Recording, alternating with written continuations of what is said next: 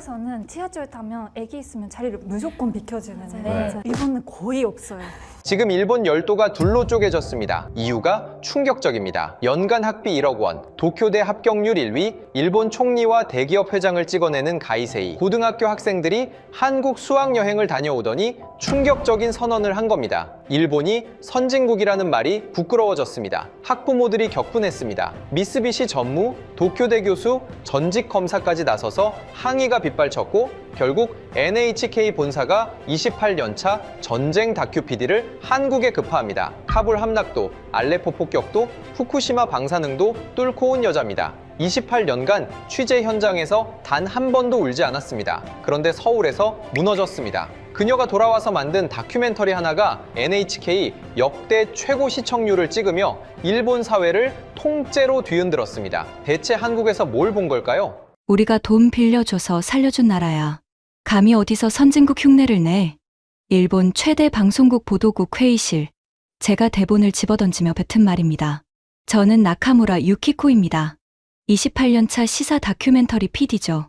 도쿄대 법학부를 졸업하고 아프가니스탄 카불이 함락되던 날 활주로 위에서 카메라를 돌렸습니다. 시리아 알레포에서 폭탄 사이를 뛰었고 후쿠시마 원전 폭발 현장에서도 방호복을 입고 취재했습니다. 28년 동안 어떤 참혹한 현장에서도 눈물 한 방울 흘린 적 없는 독종이었습니다. 그런 제가 평생을 무시해왔던 한국의 발을 딛고 단 6일 만에 완전히 무너져 내렸습니다.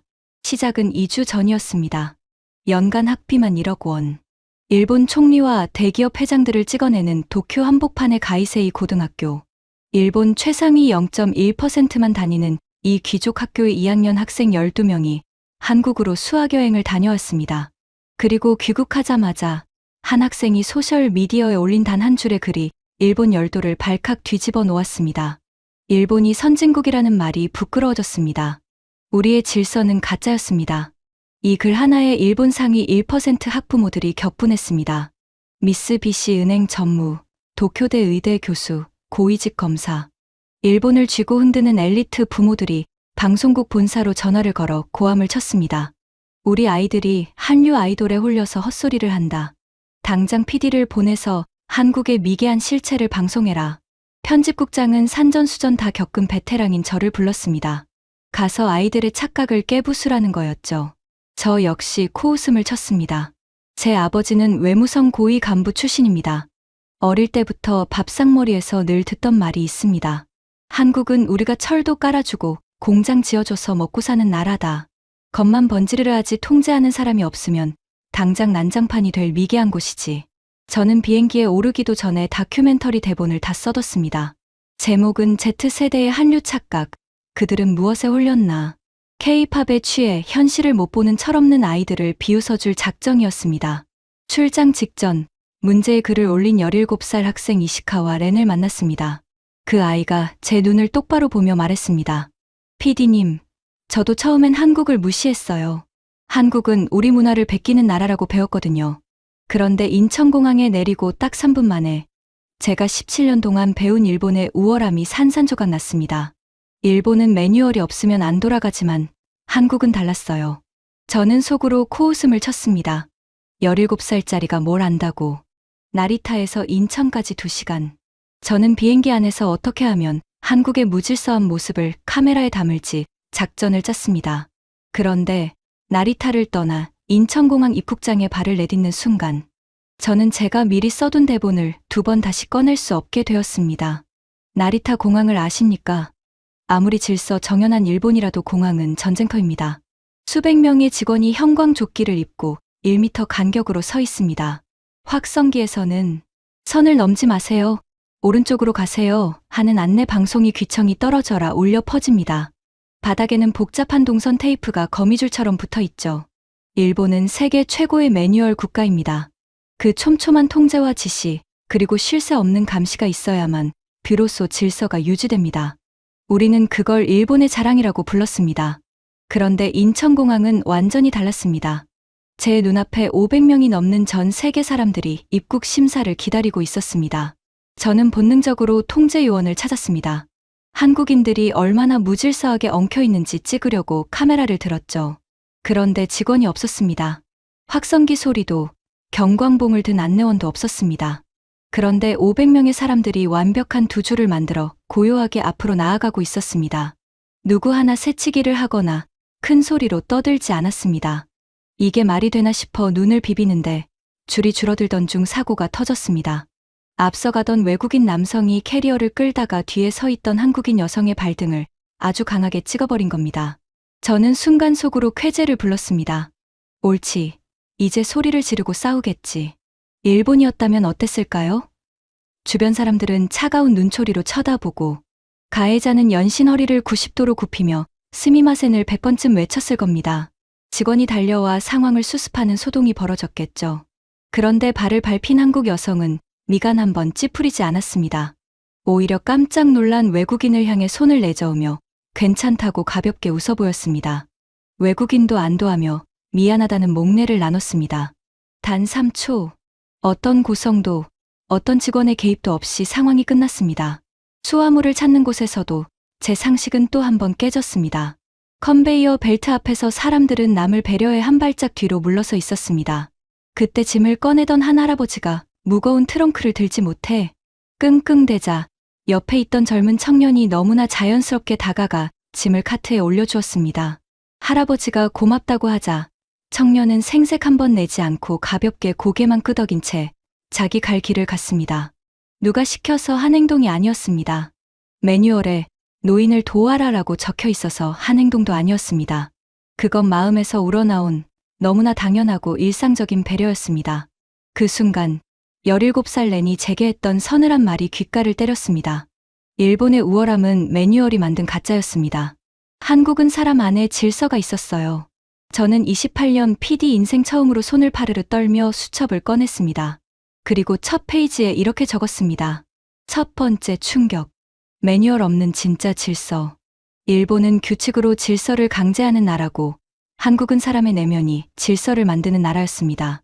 한국 땅을 밟은 지 단 5분 만에 평생을 믿어왔던 일본의 우월함이 무너져 내렸습니다. 하지만 이것은 서막에 불과했습니다. 그날 밤 시차 때문에 잠을 이루지 못하고 혼자 나선 서울의 새벽 2시 거리에서 저는 일본 여성으로서는 도저히 상상조차 할 수 없는 심장이 멎을 듯한 광경을 목격하게 됩니다. 그날 밤 저는 서울 강남 한복판에 있는 호텔 침대에서 2시간을 넘게 뒤척였습니다. 나리타에서 인천으로 넘어온 짧은 비행이었지만 제 머릿속은 14시간을 비행한 사람처럼 어지러웠습니다.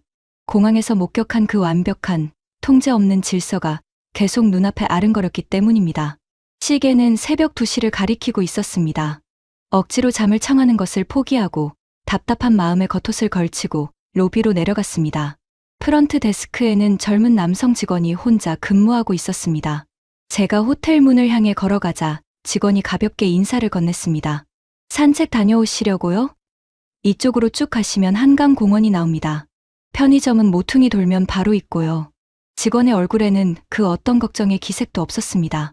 저는 그 무심한 친절에 오히려 당황했습니다. 새벽 2시입니다. 외국인 중년 여성이 혼자서 어두운 밤거리를 나가겠다는데 직원은 마치 제가 대낮에 동네 슈퍼마켓에 가는 것처럼 평온하게 길을 안내하고 있었습니다. 도쿄의 호텔이었다면 어땠을까요? 10중 8구 직원이 뛰어나와 만류했을 겁니다. 손님, 이 시간엔 위험합니다. 꼭 나가셔야 한다면 큰 길로만 다니시고 일찍 돌아오십시오. 그게 일본 서비스업의 기본적인 안전 매뉴얼이니까요. 호텔 자동문이 열리고 서울의 새벽 공기가 얼굴에 닿는 순간 저는 본능적으로 온몸의 근육을 긴장시켰습니다.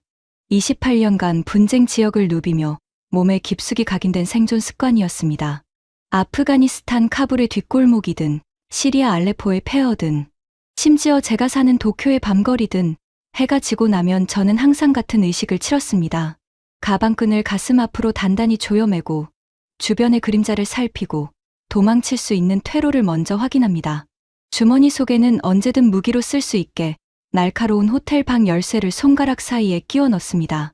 이어폰은 절대 양쪽 귀에 다 꽂지 않습니다. 반드시 한쪽 귀는 열어두어 뒤에서 다가오는 발소리를 들어야만 합니다. 일본은 세계에서 손꼽히는 치안 강국이라고 자랑합니다. 하지만 일본 여성들에게 밤거리는 결코 안전한 곳이 아닙니다.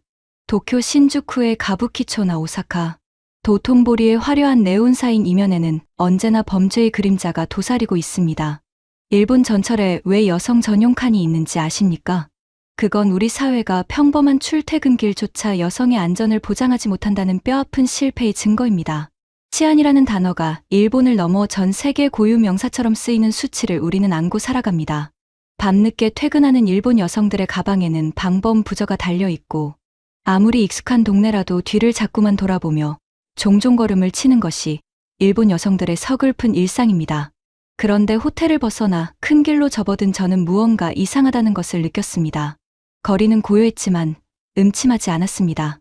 일정한 간격으로 세워진 가로등 불빛이 인도를 환하게 밝히고 있었고 곳곳에 켜진 상점들의 간판이 골목의 사각지대를 지워내고 있었습니다. 천천히 걸음을 옮기며 주변을 살피던 제 눈앞에 심장이 멎을 것 같은 충격적인 광경이 나타났습니다. 맞은편에서 한 여성이 걸어오고 있었습니다.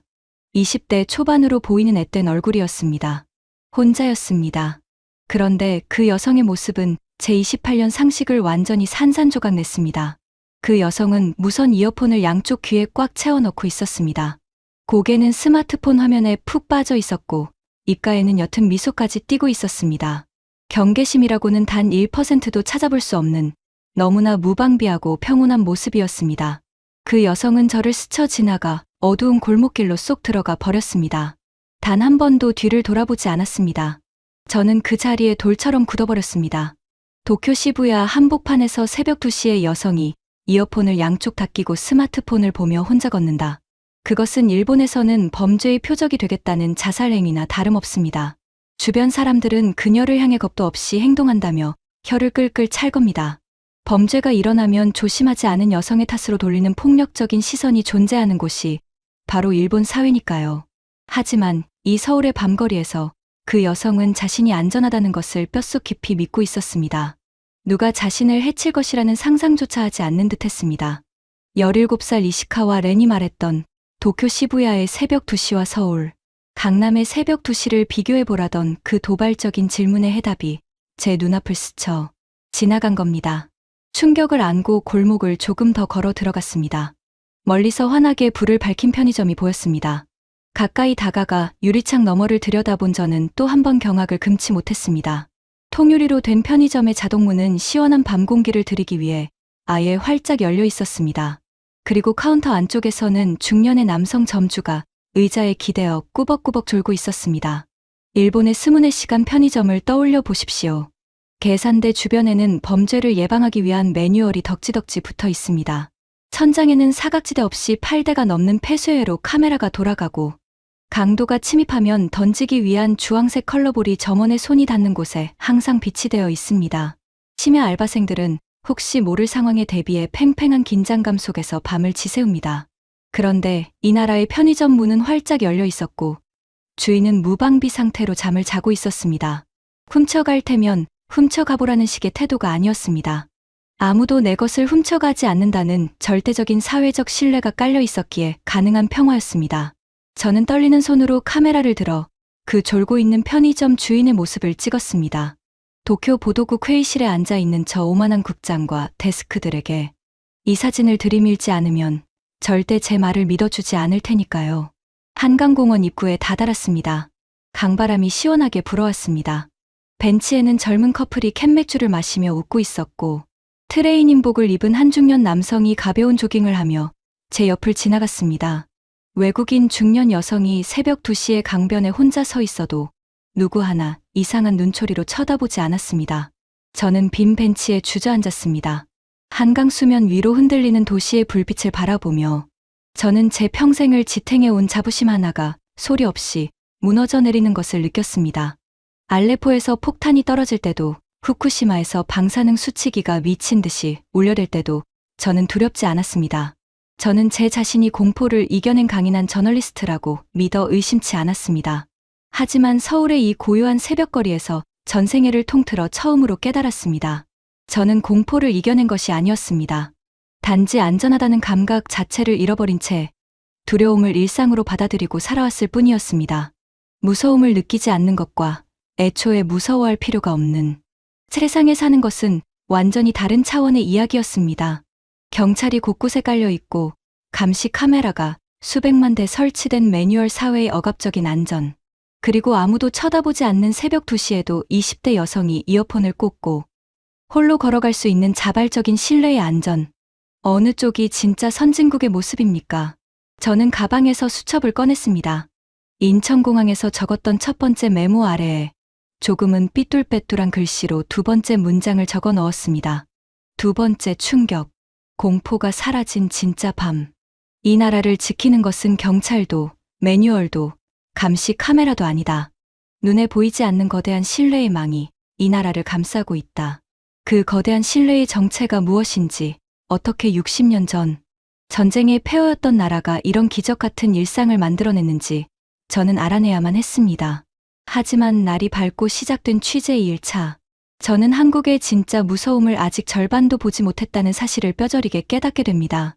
출근길 지하철역에서 촬영을 하던 카메라맨 다카시가 비명을 지르며 계단에서 굴러떨어졌고, 다급하게 찾아간 한국의 어느 응급실에서 받아든 진료비, 영수증 한 장이 제게 남아있던 마지막 일본인의 자존심마저 완전히 찢어발겨버렸으니까요.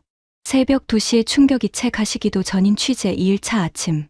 저는 서울의 출근길 풍경을 카메라에 담기 위해 다카시 촬영 감독과 함께 호텔을 나섰습니다. 도쿄의 아침 출근길을 아십니까?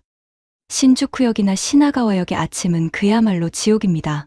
영무원들이 하얀 장갑을 끼고 승객들을 짐짝처럼 전철 안으로 억지로 밀어넣는 이른바 오시아. 문화가 매일 아침 펼쳐집니다. 콩나물시루 같은 전철 안에서 빈번하게 발생하는 성추행을 막기 위해 여성 전용 칸을 따로 운영해야만 하는 것이 일본의 씁쓸한 현실입니다. 만약 인명사고나 기계 결함으로 전철이 10분이라도 지연되면 승강장 곳곳에서 영무원을 향해 삿대질을 하며 폭언을 퍼붓는 양복 입은 회사원들을 심심치 않게 볼 수 있습니다.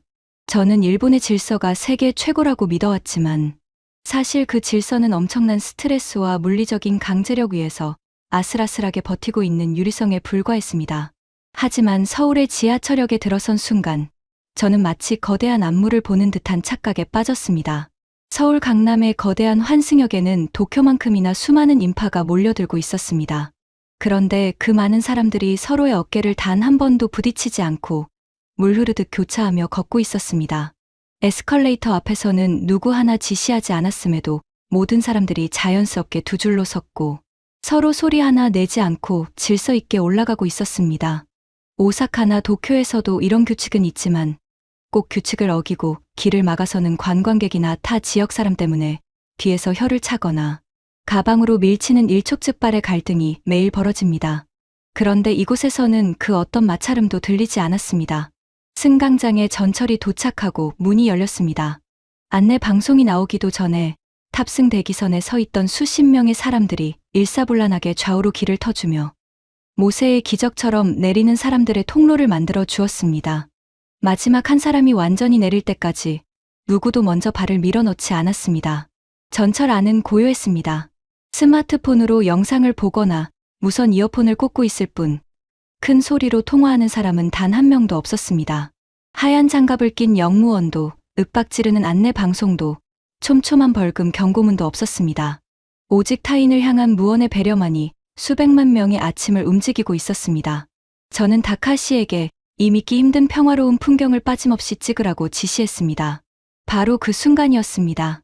승강장 계단을 뒷걸음질치며 제 모습을 렌즈에 담던 다카시가 크게 발을 헛디뎠습니다. 아, 짧은 비명과 함께 다카시가 계단 3칸을 굴러떨어졌습니다.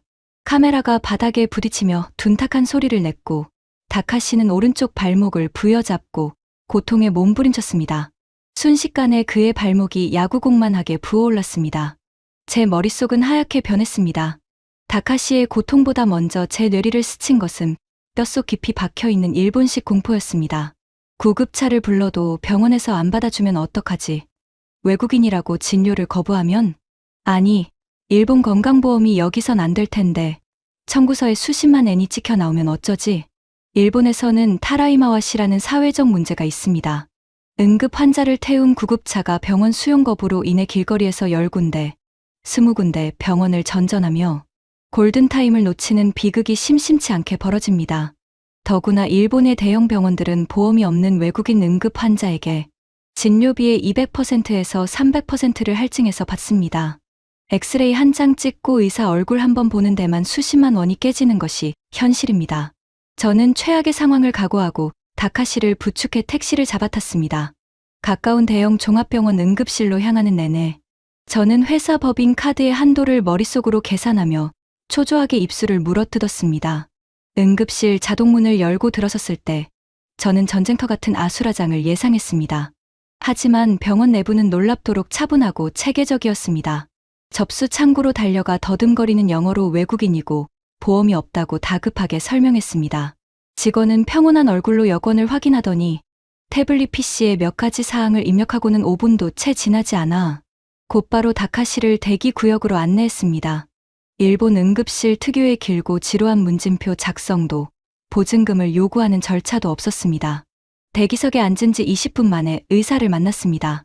젊은 의사는 다카시의 부어오른 발목을 조심스럽게 살피더니 유창한 영어로 안심시키며 즉시 엑스레이 촬영을 지시했습니다. 휠체어를 타고 촬영실을 다녀온 지 10분 후 다시 진료실로 불려 들어갔습니다. 다행히 뼈에는 이상이 없는 심한 염좌였습니다. 간호사가 능숙하게 압박 붕대를 감아주었고 진통제와 소염제, 처방전이 나왔습니다. 응급실 문을 열고 들어와 진료를 마치고 약 처방을 받기까지 걸린 시간. 총 1시간 40분이었습니다. 도쿄의 종합병원 응급실이었다면 접수하고 대기하는 데만 최소 3시간을 허비했을 겁니다. 수납 창구로 향하는 제 발걸음은 천근만근이었습니다. 응급 진료, 외국인 100% 자부담, 엑스레이 촬영, 처치 비용. 저는 지갑에서 법인카드를 꺼내며 직원이 부를 엄청난 액수를 기다렸습니다. 직원이 모니터를 확인하더니 무심하게 말했습니다. 총 7만 원입니다. 저는 제 귀를 의심했습니다. 모니터에 찍힌 숫자를 다시 쳐다봤습니다. 저기, 죄송하지만 7만 엔을 잘못 말씀하신 거 아닙니까? 직원이 고개를 저으며 영수증을 건넸습니다. 아니요. 한국 돈으로 7만 원입니다. 일본 돈으로 환산하면 고작 7,000엔 남짓한 금액이었습니다. 도쿄 시내에서 괜찮은 스시 정식 2명분을 먹을 수 있는 돈. 다카시는 휠체어에 앉은 채 입을 다물지 못했습니다. 유키코-상, 방금 저 직원이 7만 원이라고 한 겁니까? 보험이 없는 외국인 응급 환자인데요. 이거 몰래카메라 아닙니까?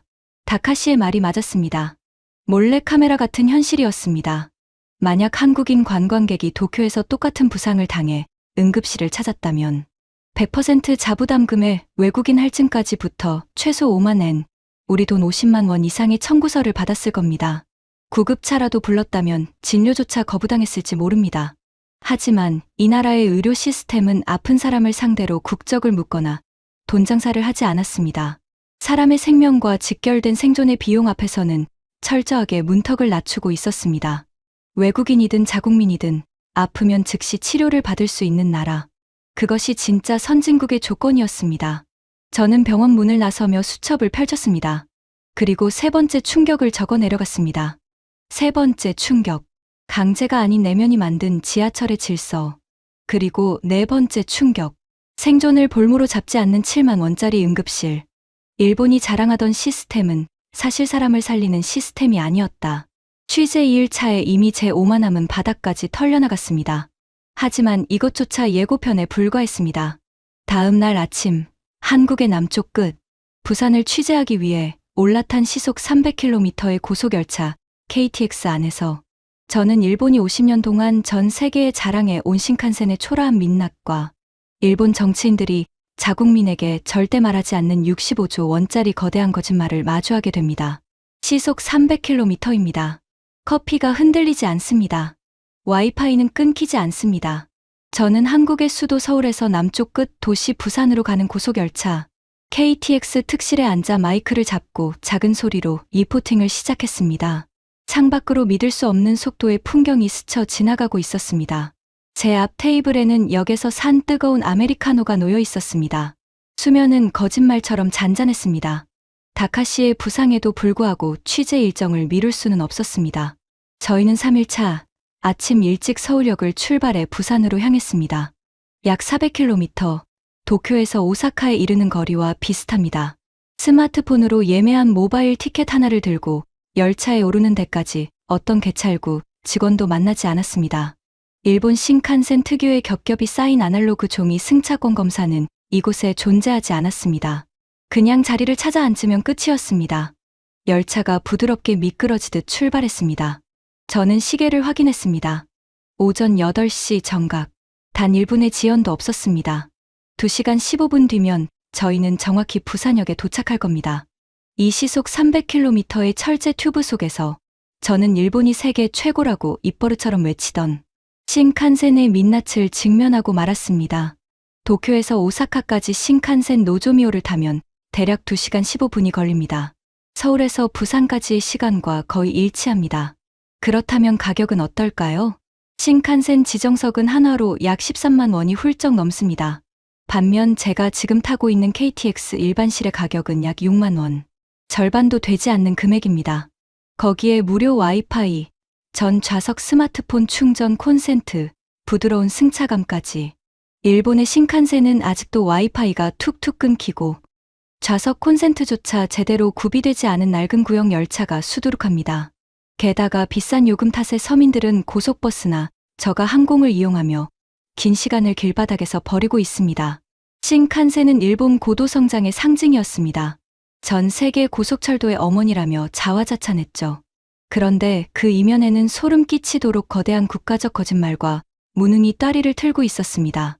저는 흔들리지 않는 커피잔을 바라보며 일본 열도를 들썩이게 만들었던 65조 원짜리 초대형 국책 사업을 떠올렸습니다. 바로 리니어 주오 신칸센입니다.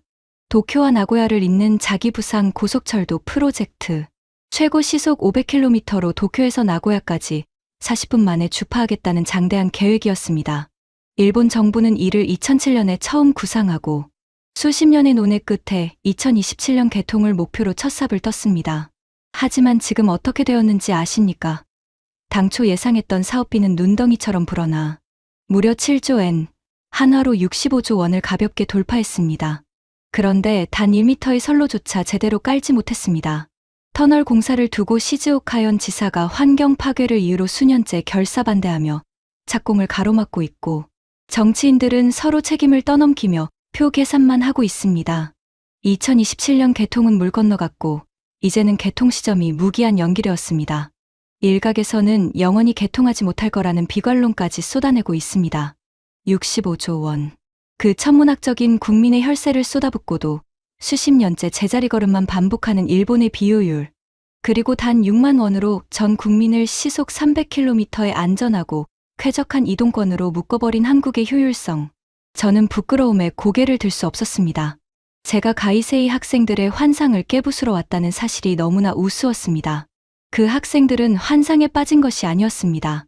환상에 빠져 있던 건 언제나 과거의 영광에 취해 매뉴얼만 들여다보며 혁신을 멈춰버린 일본 사회, 그리고 바로 저 자신이었습니다. 2시간 15분 뒤 열차는 1분의 오차도 없이 부산역에 미끄러져 들어갔습니다. 항구 도시의 활기찬 취재를 마치고 다시 서울로 돌아오는 길, 가이드가 제안을 하나 했습니다. PD님, 서울로 바로 가기 전에 인천 송도 신도시에 들러보시죠. 미래의 도시가 어떤 모습인지 카메라에 담기 좋을 겁니다. 송도 스마트시티, 세계에서 손꼽히는 간척지 신도시입니다. 솔직히 큰 기대는 없었습니다. 일본의 도요타가 시즈오카현에 짓겠다고 호기롭게 발표했던 스마트시티, 우분시티가 떠올랐기 때문입니다. 수조 원을 투자해 자율주행과 인공지능이 완벽하게 제어하는 미래 도시를 만들겠다며 몇 년째 언론 플레이만 요란하게 하고 있지만 여전히 삽질만 거듭하고 있는 빈 수레 같은 프로젝트 말입니다. 하지만 송도에 진입하는 순간 차창 밖으로 펼쳐진 풍경은 달랐습니다. 가장 먼저 눈에 들어온 건 거리를 달리는 차들이었습니다. 왕복 8차선의 넓은 도로임에도 꼬리물기나 불필요한 신호 대기가 거의 없었습니다. 가이드가 자랑스럽게 설명했습니다. 도로의 폐쇄회로 카메라가 실시간으로 차량 흐름을 인공지능으로 분석해서 교통량에 따라 신호등 주기를 스스로 바꿉니다. 그래서 정체가 덜하죠. 도쿄의 꽉 막힌 출퇴근길을 떠올려 보십시오. 수십 년 전에 세팅된 고정신호 체계 때문에 텅 빈 교차로에서도 빨간불이 켜지면 하염없이 몇 분을 기다려야 하는 그 융통성 없는 매뉴얼의 느. 이곳 송도에서는 인공지능이 인간의 흐름을 돕기 위해 살아 숨쉬고 있었습니다. 센트럴파크라는 거대한 공원 한가운데로 걸어갔습니다. 벤치에 앉아 쉬려는데 무언가 특이한 점이 눈에 띄었습니다. 벤치의 팔걸이에 태양광 패널이 덮여 있었고 스마트폰을 무선으로 충전할 수 있는 장치가 내장되어 있었습니다. 벤치 옆의 작은 전광판에서는 실시간 기온, 미세먼지 수치, 오존 농도가 초 단위로 바뀌며 표시되고 있었습니다. 공원을 거니는 시민들이 벤치에 앉아 바람을 쐬며 자연스럽게 휴대전화를 충전하고 있었습니다. 도쿄의 요요기 공원을 떠올려 봅니다. 쓰레기가 가득 찬 쓰레기통 주변에 까마귀 떼가 몰려들고 낡은 나무 벤치에는 벗겨진 페인트 자국이 가득하죠. 이곳 송도의 쓰레기통은 달랐습니다. 태양광으로 압축기를 돌려 쓰레기 부피를 스스로 줄이고 80% 이상 차오르면 청소차에 스스로 신호를 보내 비워달라고 요청하는 스마트 쓰레기통이었습니다. 거리를 밝히는 가로등은 단순한 조명이 아니라 대기 오염을 측정하는 거대한 센서였습니다. 시내 구석구석에 대기질이 실시간으로 종합 통제실로 전송되고 있었습니다. 하지만 제 가슴을 가장 세게 때린 건 이 화려한 첨단 기술의 전시장이 아니었습니다. 저녁이 다가오는 무렵 횡단보도 앞에서 신호를 기다리고 있었습니다. 기둥에 달린 작은 버튼 하나가 눈에 들어왔습니다. 휠체어를 탄 사람이나 시각장애인을 위한 작은 버튼이었습니다. 그 버튼을 누르면 횡단보도의 파란불 시간이 일반 신호보다 눈에 띄게 길어진다고 했습니다. 거동이 불편한 노인이나 장애인들이 뒤에서 빵빵거리는 차들의 눈치를 보지 않고 넉넉하고 편안하게 길을 건널 수 있도록 시스템이 그들을 기다려주는 겁니다. 머리를 망치로 맞은 것 같았습니다. 일본은 고령화 사회를 넘어 초고령 사회에 진입했습니다.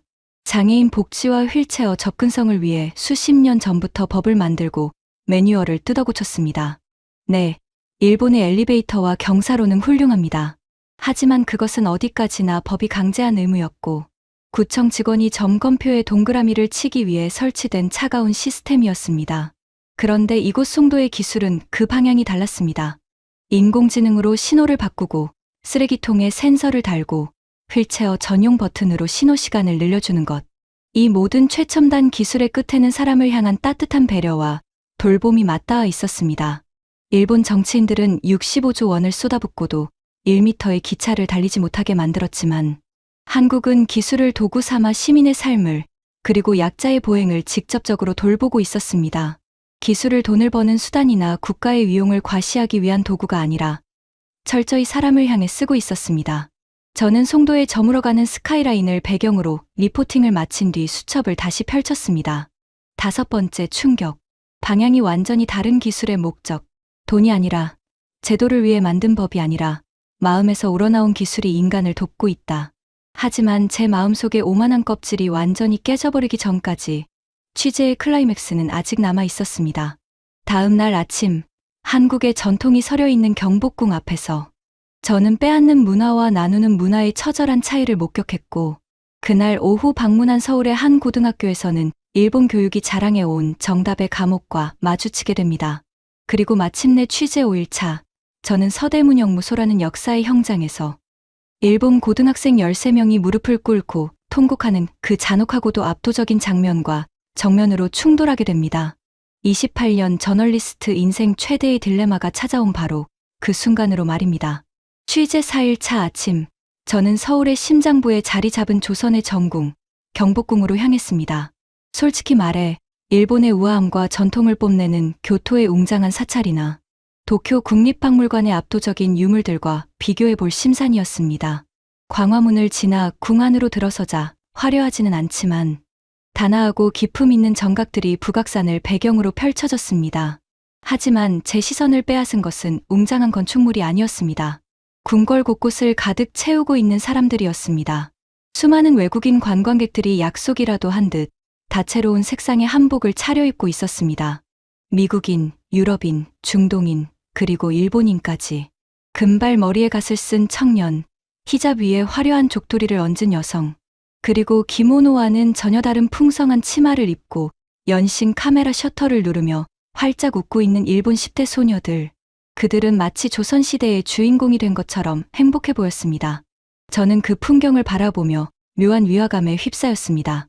일본 교토의 기온거리에서도 기모노를 빌려 입고 돌아다니는 외국인들을 쉽게 볼 수 있습니다. 하지만 일본 사회 이면에는 씁쓸한 현실이 존재합니다.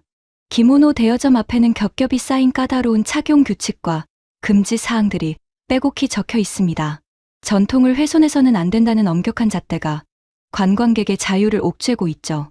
더 근본적인 문제는 일본이 자랑하는 도쿄 국립박물관의 수많은 유물 중 상당수가 아시아 전역에서 수집이라는 명목하에 전리품처럼 가져온 것들이라는 불편한 진실입니다. 일본은 제국주의 시대부터 아시아의 찬란한 문화재를 쓸어 담아 유리관 안에 전시하고 그것을 자국의 문화적 우월성을 과시하는 도구로 삼아왔습니다. 우리 외무성 간부였던 아버지 역시 일본이 아시아의 문화를 보존해주고 있는 것이라고 당당하게 말씀하셨습니다. 하지만 한국은 달랐습니다. 자신들의 고유한 문화를 외국인들에게 기꺼이 내어주고 입어보라 권하며 국적과 인종을 넘어 함께 그 아름다움을 나누고 즐기고 있었습니다. 이건 빼앗는 문화가 아니라 나누는 문화구나. 수첩을 꺼내 들려던 제 손이 멈칫했습니다. 일본 문화를 자랑스러워했던 제 마음 한구석에서 묘한 부끄러움이 밀려왔기 때문입니다.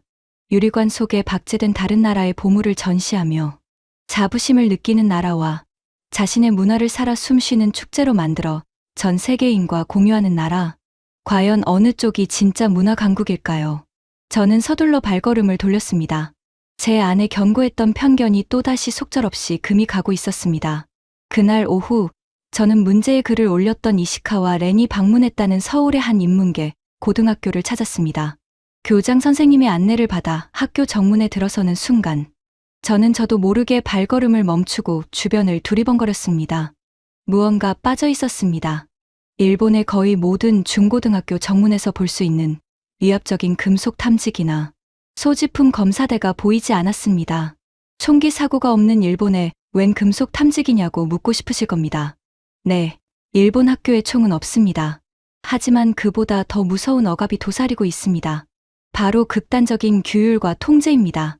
교문에 들어서는 순간부터 학생들의 복장, 두발, 가방 안의 소지품 하나하나가 엄격한 교칙이라는 이름으로 샅샅이 검사당합니다.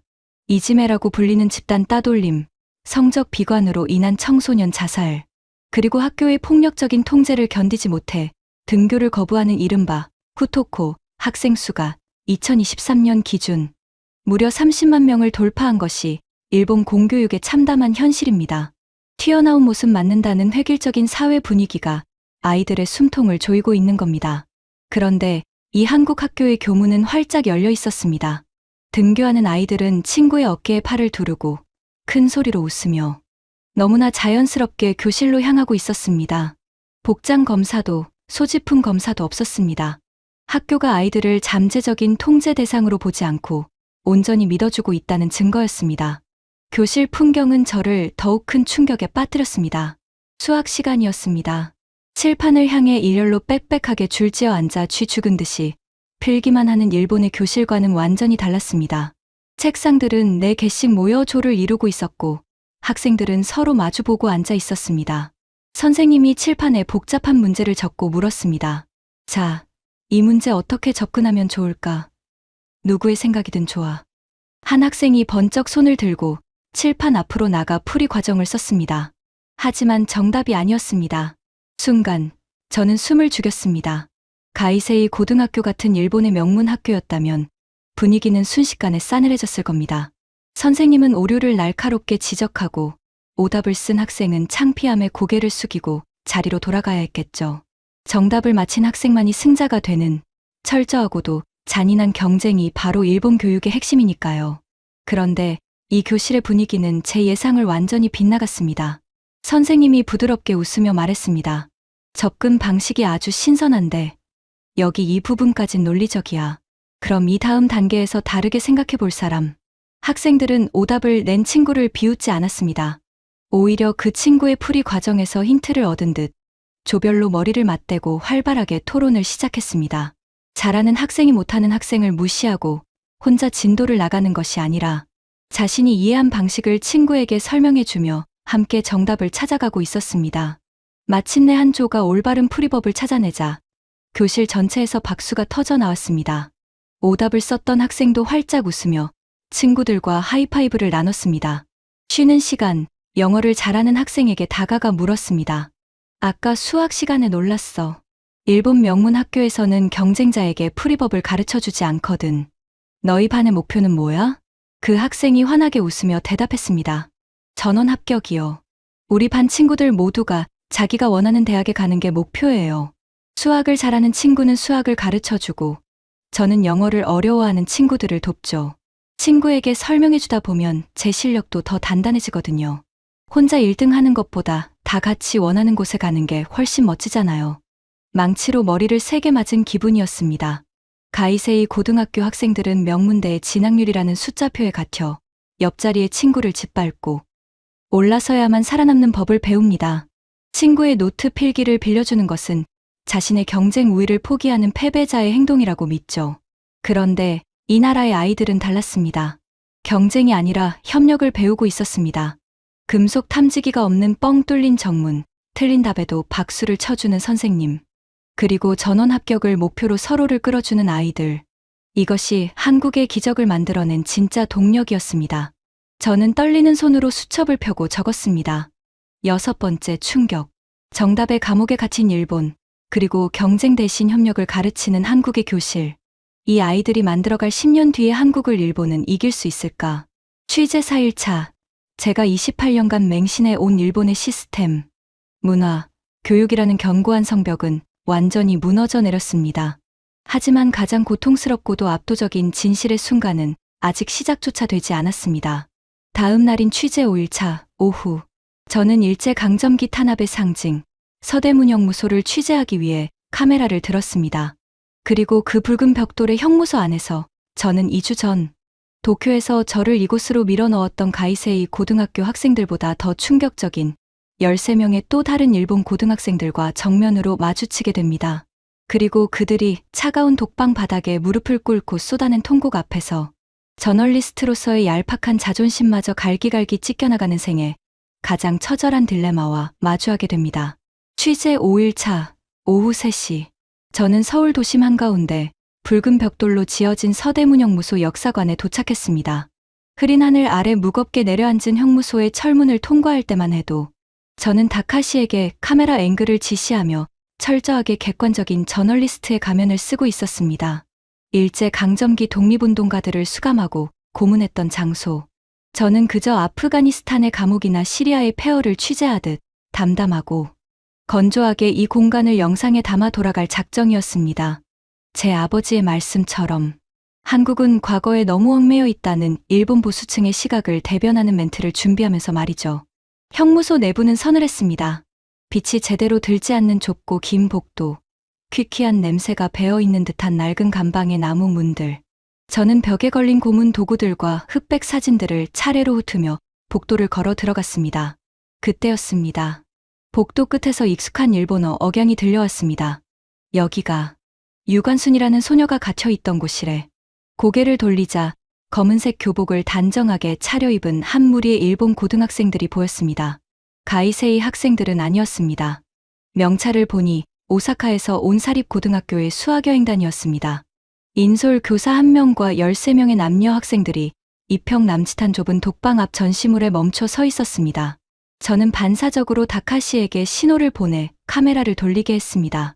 일본 학생들이 이곳에서 어떤 반응을 보이는지 스케치할 생각이었죠. 학생들은 전시된 설명문과 고문 기록을 유심히 읽어 내려가고 있었습니다. 이거 진짜예요? 선생님, 17살 여자애를 이렇게 고문했다는 게 역사책에 나와 있어요. 맨 앞에 서 있던 남학생이 믿을 수 없다는 듯 목소리를 떨며 인솔 교사를 쳐다봤습니다. 교사는 당황한 기색이 역력했습니다. 그는 입술을 달싹였지만 차마 아무런 대답도 하지 못하고 고개를 숙였습니다. 학생들의 시선이 독방 안으로 향했습니다. 빛조차 제대로 들어오지 않는 좁고 차가운 공간.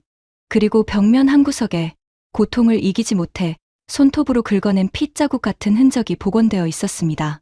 가장 먼저 침묵을 깬 것은 단발머리의 여학생이었습니다. 그녀는 떨리는 손으로 유리벽 너머의 독방을 더듬다가 갑자기 다리에 힘이 풀린 듯 차가운 시멘트 바닥에 털썩 주저앉았습니다. 우리가 배운 역사는 거짓이었어. 소녀의 뺨을 타고 굵은 눈물이 뚝뚝 떨어지기 시작했습니다. 그 한마디가 도화선이 되었습니다. 뒤에 서 있던 남학생이 고개를 푹 숙인 채 주먹을 꽉 쥐었고 어깨를 들썩이며 흐느끼기 시작했습니다.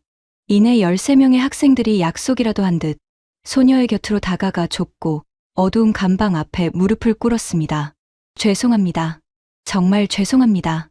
누가 시킨 것도 아니었습니다. 교사가 억지로 시킨 사과도 아니었습니다. 그것은 자신들이 17년 동안 배워온 일본의 자랑스러운 역사가 누군가의 처절한 피와 고통 위에 세워진 끔찍한 기만이었다는 사실을 깨달은 아이들의 순수한 통곡이었습니다. 찍지 마세요. 제발 카메라 좀 내려주세요. 맨 앞에 주저앉았던 남학생이 저를 향해 소리쳤습니다. 교복 소매로 눈물을 닦아내며 붉게 충혈된 눈으로 제 카메라 렌즈를 정면으로 노려보고 있었습니다. 그 눈빛은 분노와 수치심, 그리고 어른들을 향한 거대한 절망으로 뒤섞여 있었습니다. 그 순간 제 손이 미친 듯이 떨리기 시작했습니다. 저는 카메라 뒤에 숨어 있었습니다. 지난 28년 동안 저는 언제나 제3자의 입장에서 타인의 비극을 관찰하고 기록하는 권력자였습니다. 후쿠시마의 이재민 앞에서도 알레포의 고아 앞에서도 저는 철저히 감정을 배제한 프로 PD였습니다. 하지만 지금 렌즈 너머로 보이는 것은 타인의 비극이 아니었습니다. 그것은 저 자신의, 그리고 제 조국의 잔혹한 민낯이었습니다. 무릎 꿇고 우는 아이들 앞에서 저는 평생을 한국은 일본이 근대화시켜 준 나라라고 가르쳤던 제 아버지를 떠올렸습니다. 그리고 그 아버지의 말을 의심 없이 내면화하며 살아왔던 저의 오만함이 이 좁은 감방의 벽을 긁어댄 유관순의 손톱 자국 앞에서 얼마나 폭력적이고 천박한 것이었는지 뼈저리게 깨달았습니다. 저는 카메라를 끄지 못했습니다.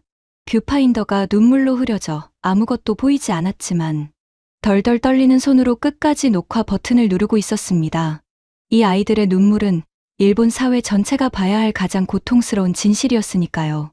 숙소로 돌아온 그날 밤, 저는 호텔 방에 틀어박혀 1시간 넘게 천장만 바라보며 침묵했습니다.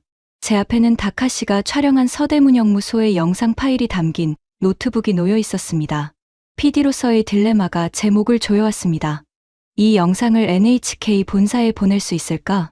보수적인 일본 언론 환경에서 일본 고등학생들이 한국의 독립운동가 감방 앞에서 무릎을 꿇고 통곡하며 우리가 배운 역사는 거짓이라고 말하는 장면을 공중파 골든타임에 내보낸다는 것. 그것은 제 28년 커리어의 끝을 의미할 수도 있었습니다. 우익 단체들의 표적이 될 것이 불보듯 뻔했고 회사에서는 저를 징계위원회에 회부할지도 모릅니다. 무엇보다 평생 외무성 간부로 일본의 국익을 대변해 온 제 아버지와의 완전한 단절을 각오해야 했습니다. 노트북 화면 속 13명의 아이들 얼굴 위로 마우스 커서를 올린 채 삭제 버튼과 전송 버튼 사이에서 갈등하던 그때였습니다. 제 스마트폰이 울렸습니다. 발신자는 도쿄에 있는 가이세이 고등학교의 이시카와 렌이었습니다. 여보세요. 제 목소리는 잔뜩 갈라져 있었습니다. 수화기 너머로 렌의 차분하지만 단호한 목소리가 들려왔습니다. 나카무라 PD님, 서대문영무소에 가셨죠? 저도 2주 전 수학여행 때 거길 갔어요. 저는 아무 말도 할 수 없었습니다. 저도 거기서 울었어요. 유관순이라는 저랑 동갑인 소녀의 감방 앞에서요. 그런데 PD님, 전 울면서 동시에 너무 화가 났어요. 왜 우리 부모님은, 왜 학교 선생님들은 아무도 진짜 역사를 가르쳐주지 않았는지, 왜 우리가 가해자라는 사실을 숨기고 우월감만 심어줬는지요. 렌의 숨소리가 거칠어졌습니다. 저는 도쿄대를 포기하기로 했어요. 교육학과에 가서 진짜 역사를 가르치는 선생님이 될 겁니다. PD님, 진실을 방송해주세요. 우리 세대는 더 이상 거짓된 우월감 속에서 살고 싶지 않아요. 렌의 말이 비수처럼 제 가슴을 찔렀습니다. 17살짜리 아이는 진실을 마주하고 자신의 인생 항로를 바꿀 용기를 내고 있는데 28년 차 베테랑 PD라는 저는 알량한 커리어와 보수적인 사회의 시선이 두려워 진실을 덮으려 하고 있었습니다. 저는 렌에게 물었습니다. 렌, 이 진실을 방영하면 일본 사회가 나를, 그리고 너희들을 용서하지 않을 수도 있어. 수화기 너머로 렌이 짧게 웃으며 대답했습니다. PD님, 우리는 용서받으려고 진실을 말하는 게 아니잖아요. 진실이니까 말하는 거죠. 그 순간 제 안의 모든 두려움이 사라졌습니다. 저는 노트북 화면 속 아이들의 눈물 닦는 모습을 다시 재생했습니다. 그리고 삭제 버튼이 아닌 전송 버튼을 누르기 위한 폴더 정리를 시작했습니다. 다큐멘터리에 이 장면을 쓰겠다. 하지만 단지 일본의 반성만을 담지는 않을 거야. 한국이 어떻게 이 아픈 역사의 폐허를 딛고 지금의 기적 같은 질서와 시민의식을 만들어냈는지 그 근본적인 힘까지 모두 담아낼 거다. 저는 스스로에게 다짐하며 마우스를 움켜쥐었습니다. 다음 날인 취재 6일차 아침, 저는 한국의 발전을 이끈 진짜 동력을 찾기 위해 서울대학교 사회학과 한동열 교수의 연구실을 찾아갑니다.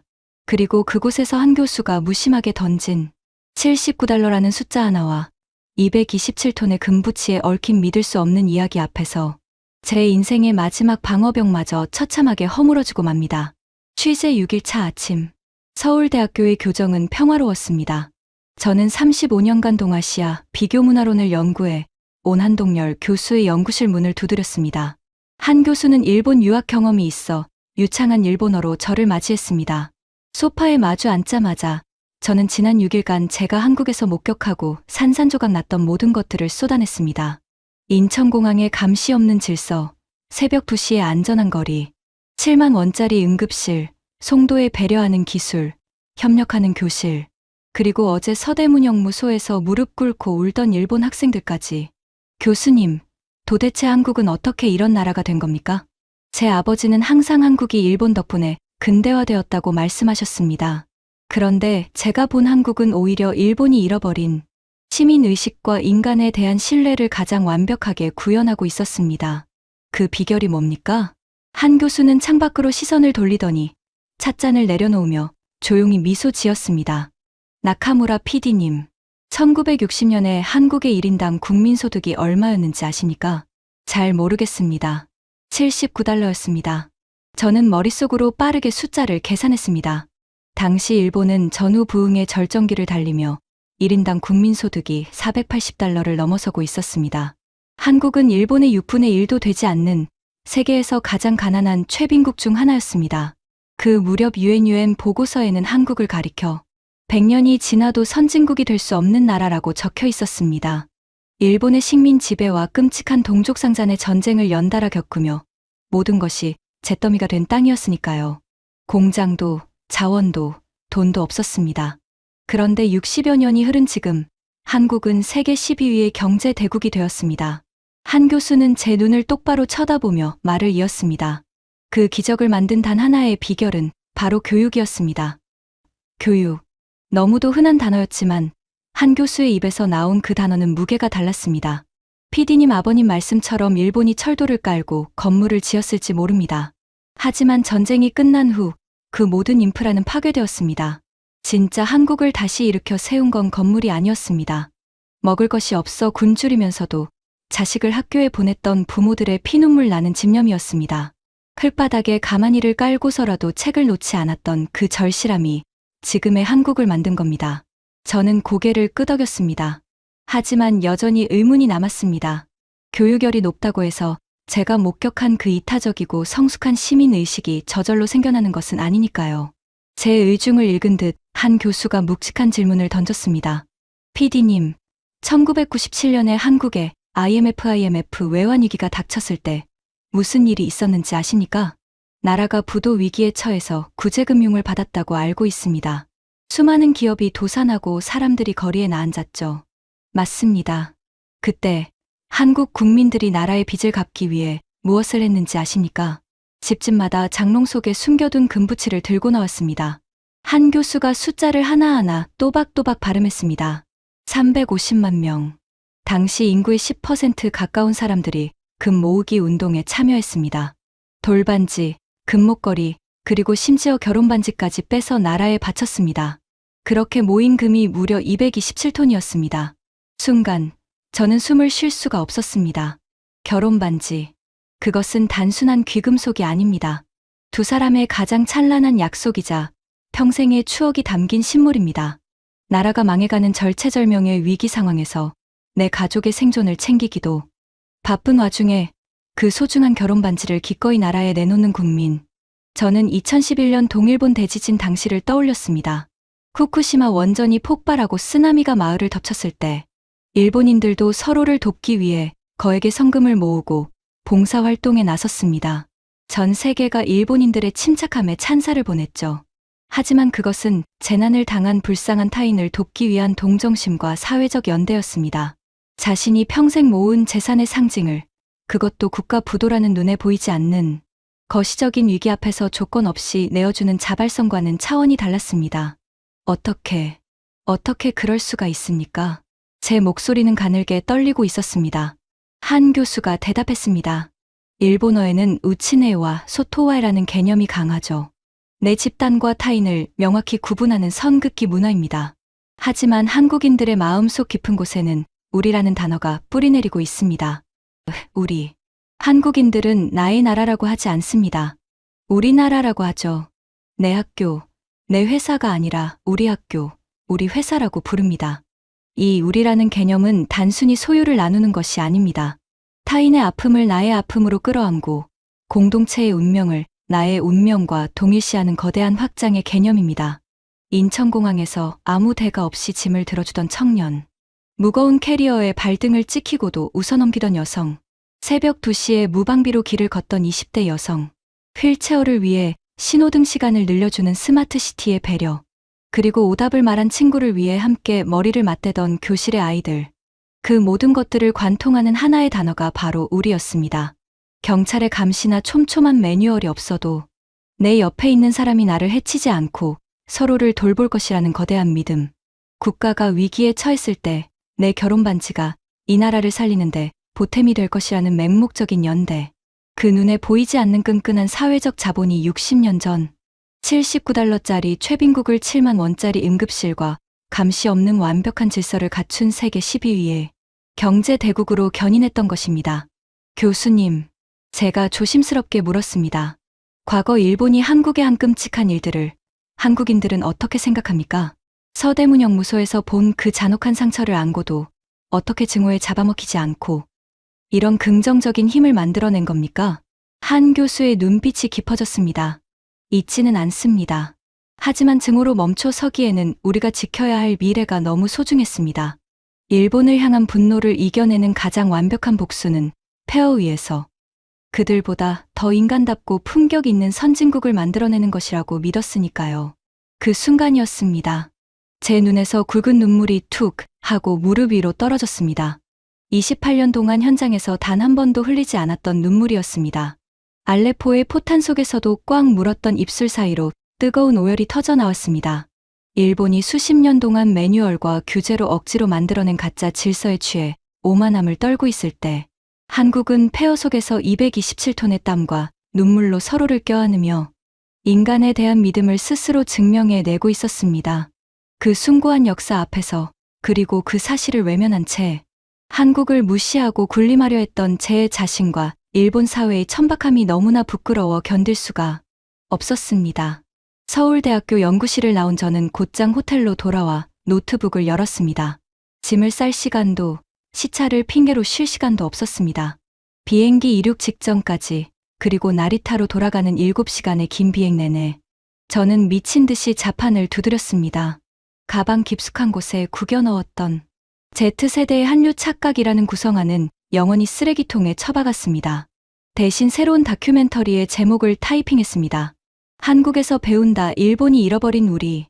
그리고 이 다큐멘터리가 NHK 골든타임에 방영되던 날 밤, 일본 열도는 말 그대로 둘로 쪼개졌습니다. 17살 내내 고백이 불을 지핀 나비 효과가 28년 차 PD의 카메라를 통해 거대한 태풍이 되어 일본 사회의 가장 깊고 은밀한 험불을 잔인하게 도려내기 시작한 것입니다. 나리타 공항에 도착하자마자 곧장 NHK 본사 편집국으로 달려갔습니다. 사토 국장은 제가 새로 작성한 구성안을 받아들고 미간을 찌푸렸습니다. 이게 뭐야? 한국에서 배운다. 우리가 무슨 후진국한테 배울 게 있다고? 사토 국장은 서대문영무소에서 무릎 꿇고 우는 13명의 일본 학생들 장면을 보더니 입을 다물었습니다. 그리고 인천공항의 감시 없는 질서, 새벽 2시의 안전한 거리, 7만 원짜리 응급실, 송도에 배려하는 기술, 협력하는 교실, 마지막으로 227톤의 결혼반지 이야기까지 단숨에 읽어 내려갔습니다. 그의 손이 미세하게 떨리고 있었습니다. 유키코, 이거 골든타임으로 가자. 그 한마디에 모든 것이 결정되었습니다. 다큐멘터리 한국에서 배운다, 일본이 잃어버린 우리는 NHK 역사상 유례없는 파장을 일으켰습니다. 방영 당일 야후재팬 실시간 검색어 1위부터 10위까지가 모두 한국 관련 키워드로 도배되었습니다. 소셜미디어는 폭발했습니다. 우리가 진짜 선진국이 맞나? 매뉴얼이 없으면 아무것도 못하는 로봇 국가의 현실을 봤다. 한국은 어떻게 저런 기적을 만들었을까? 물론 거센 반발도 있었습니다. 극우 매체들은 일본을 비하하는 매국 다큐라며 연일 비난을 쏟아냈습니다. 급기야 NHK의 간판 시사 프로그램에 보수 농객 오카다 시니치가 출연해 저를 공격했습니다. 나카무라 PD의 다큐는 철저히 편향적입니다. 한국의 긍정적인 면만 부각하고 일본의 자존심을 짓밟았어요. 제가 앵커를 대신해 마이크를 잡고 물었습니다. 오카다 씨, 인천공항에 통제 인력 없이 500명이 질서를 지키는 게 거짓입니까? 새벽 2시에 여성이 이어폰을 꽂고 안전하게 걷는 게 거짓입니까? 외국인 응급 환자가 7만 원에 치료받는 게 거짓입니까? 오카다는 아무 대답도 하지 못했습니다. 제가 마지막으로 쐐기를 박았습니다. 오카다 씨, 한국에 가보신 적은 있습니까? 없습니다. 생방송 도중 침묵이 흘렀고 그 순간 오카다의, 아니 일본 보수층의 얄팍한 논리는 산산조각이 났습니다. 다음 날 오카다는 공식 사과문을 발표했습니다. 가이세이 고등학교 학장 역시 공식 성명을 내고 학생들의 관찰이 옳았음을 인정했습니다. 1억 원짜리 학교가 스스로의 한계를 시인한 겁니다. 하지만 제게 가장 의미 있었던 변화는 며칠 뒤에 찾아왔습니다. 아버지가 계신 본가를 찾았습니다. 거실 텔레비전 화면에는 제가 만든 다큐멘터리가 재생되고 있었습니다. 아버지는 서대문형무소 장면에서 표정이 굳어졌고 227톤의 금 모으기 운동 장면에서 길게 한숨을 내쉬었습니다. 다큐멘터리가 끝나고 아버지는 서재에서 빛바랜 사진 한 장을 꺼내 오셨습니다. 젊은 시절 서울 출장에서 찍은 사진이었습니다. 유키코, 나는 평생 이 사진 속 가난한 한국에 갇혀 살았다. 내가 틀렸어. 네가 옳았다. 아버지는 조용히 눈물을 훔치셨습니다. 그리고 평생 처음 보는 광경이 제 눈앞에 펼쳐졌습니다. 무뚝뚝하기 그지없던 아버지가 어머니의 손을 꼭 잡으시는 겁니다. 저는 그 모습을 뒤로 한 채 집을 나섰습니다. 도쿄의 밤거리는 네온사인으로 화려하게 빛났지만 왠지 모르게 차갑고 인위적으로 느껴졌습니다. 촘촘한 매뉴얼과 수백만 대의 감시 카메라가 지켜주는 억압적인 평화. 저는 서울의 그 따뜻하고 자발적인 새벽 2시의 거리를 떠올리며 조용히 미소 지었습니다. 여러분, 지금까지 NHK 28년차 PD 나카무라 유키코의 고백을 함께 하셨습니다. 어떠셨습니까? 227톤의 금부치, 79달러에서 세계 12위로 도약한 기적, 13명의 일본 학생이 흘린 참회의 눈물, 60년 전 국제사회가 100년이 지나도 가망이 없다고 버렸던 잿더미의 땅. 하지만 우리의 할아버지, 할머니들은 굶주림 속에서도 자식의 손에 연필을 쥐어주었고 부모님 세대는 나라가 무너질 때 기꺼이 결혼반지를 빼어 바쳤습니다. 그 피눈물 나는 헌신과 우리라는 끈끈한 연대가 1억 원짜리 일본 최고 명문 학교의 콧대를 꺾고 전쟁터에서도 울지 않던 28년차 베테랑 PD를 무릎 꿇게 만들었습니다. 아무도 쳐다보지 않는 곳에서 줄을 서고 낯선 이의 짐을 들어주고 문이 열린 편의점을 지나치며 우리가 매일 당연하게 숨 쉬듯 누리는 일상이 사실은 누군가에게는 평생을 바쳐도 닿을 수 없는 기적이자 충격이었습니다. 우리가 만든 이 아름답고 따뜻한 나라가 자랑스러우시다면 지금 이 영상을 소중한 분들과 공유해 주십시오. 여러분의 공유 하나가 우리가 얼마나 위대한 우리인지 세상에 알리는 작은 불꽃이 될 것입니다. 이 이야기에 가슴이 뜨거워지셨다면 댓글에 우리 두 글자만 남겨주십시오. 조용히, 묵묵히, 서로를 안고 일어선 대한민국. 그리고 마침내 세상이 우리를 배우기 시작했습니다.